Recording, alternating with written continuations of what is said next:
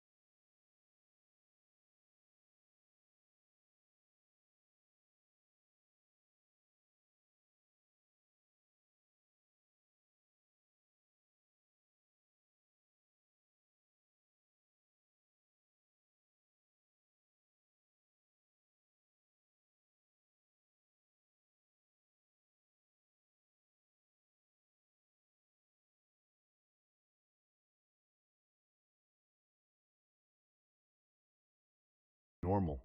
This was something else. The ranger sighed, rubbing his temples. "Look, I'm not saying you're lying, but you have to understand, we get reports like this sometimes. People hear strange noises, see shadows. The wilderness can play tricks on your mind." Chris shook his head vehemently. "This wasn't a trick. It was real. It chased us." The ranger studied them for a moment, then stood. "All right, let me grab a flashlight. We'll take a look around your campsite and see what we can find." Natalie and Chris followed him outside, their nerves fraying with every step. The night seemed darker now, the forest more menacing. As they approached the parking lot, Natalie noticed movement at the edge of the trees and froze. "Did you see that?" she whispered, her heart racing. The ranger turned his flashlight toward the woods, the beam cutting through the darkness. The trees swayed gently in the breeze, but there was no sign of the creature. "Probably just the wind," the ranger said, though his voice lacked conviction. "Let's keep moving." As they reached the campground, the ranger inspected the tent and the scattered belongings, his expression growing more serious. "These tears, they're too clean for an animal, almost like they were made with a blade." "That's what we're trying to tell you," Chris said, his voice rising. "It wasn't an animal. It was." A low growl interrupted him, emanating from the darkness beyond the campsite. Everyone froze, their eyes widening as the sound grew louder. The ranger's hand moved to his sidearm. "Stay behind me," he said, his voice steady but tense. The growl turned into a roar, and from the shadows the creature emerged once more, its massive form illuminated by the flashlight's beam. This time, there was no mistaking its intent. It was hunting. "Run," the ranger shouted, drawing his weapon. Natalie and Chris didn't need to be told twice. They sprinted toward the car, the sound of gunshots and the creature's enraged howls echoing in their ears. Natalie's heart pounded as she fumbled with the keys, her hands shaking uncontrollably. "Hurry," Chris urged, glancing back. Natalie managed to unlock the doors, and they dove inside just as the creature burst into the parking lot. The ranger stood his ground, firing shot after shot, but the bullets seemed to do little more than enrage the beast. As the car roared to life, Natalie floored the gas pedal, the tires screeching as they sped away. In the rearview mirror, she saw the creature turn its attention back to the forest, disappearing into the shadows once more. Natalie and Chris drove in silence, their minds reeling from the encounter. When they finally reached a motel on the outskirts of town, they collapsed onto the bed, their exhaustion outweighing their fear. The next morning, they returned to the ranger's station, hoping for answers. But when they arrived, they found it eerily quiet. The ranger's truck was gone, and the building was locked. A note taped to the door read, "Closed for maintenance." "What the hell?" Chris muttered, his unease growing. Natalie frowned, her instincts telling her something wasn't right. "Do you think he made it out?" Chris didn't answer. Instead, he stared at the forest beyond the station, his expression haunted. "Do you think anyone will believe us?" Natalie shook her head. "Probably not, but we know what we saw, and we'll figure out what to do next." As they drove away, the forest loomed behind them, its secrets buried in the shadows. But one thing was certain, they would never look at the wilderness the same way again.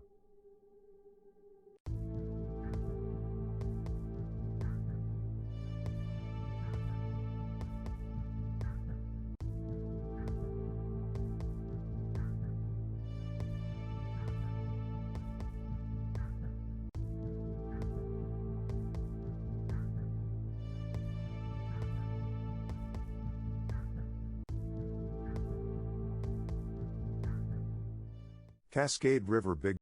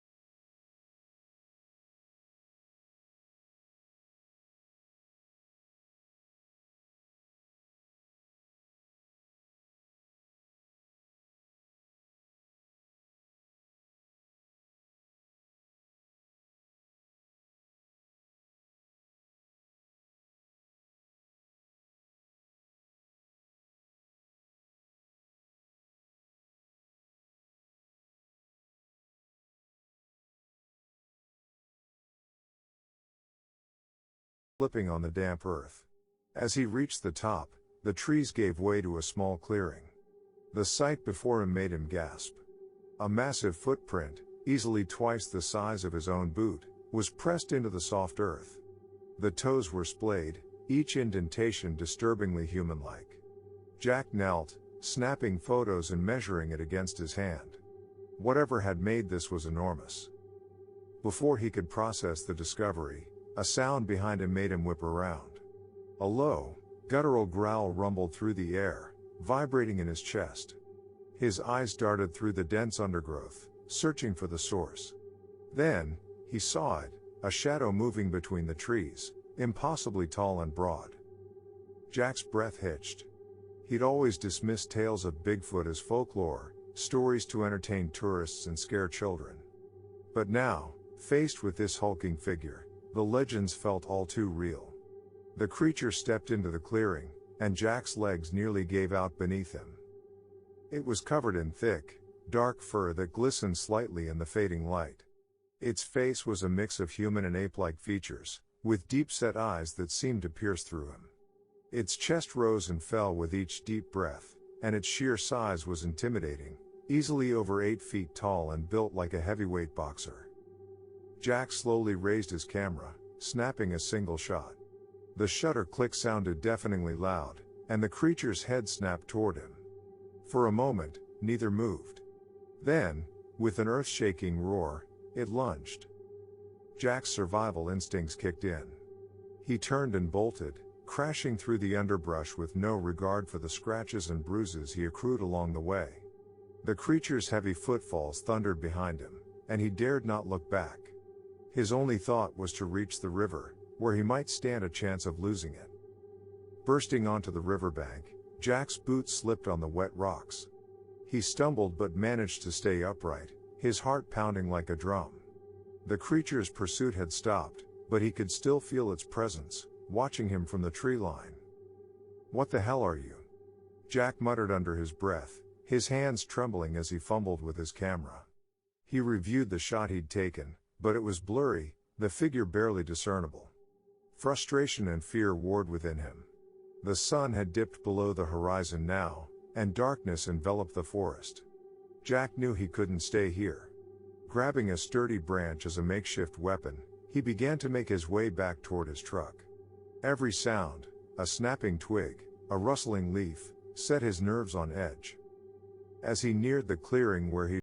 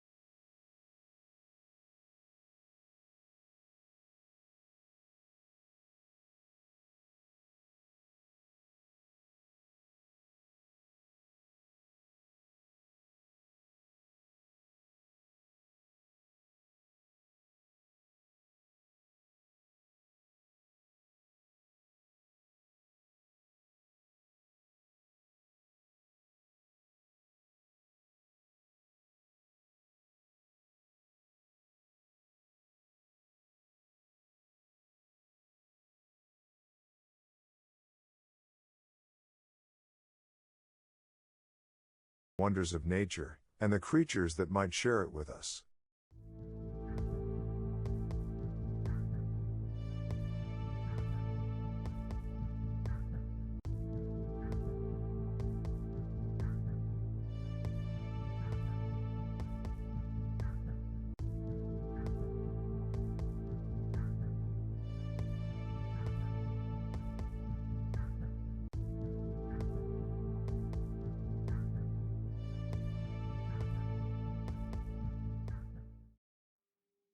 Bigfoot in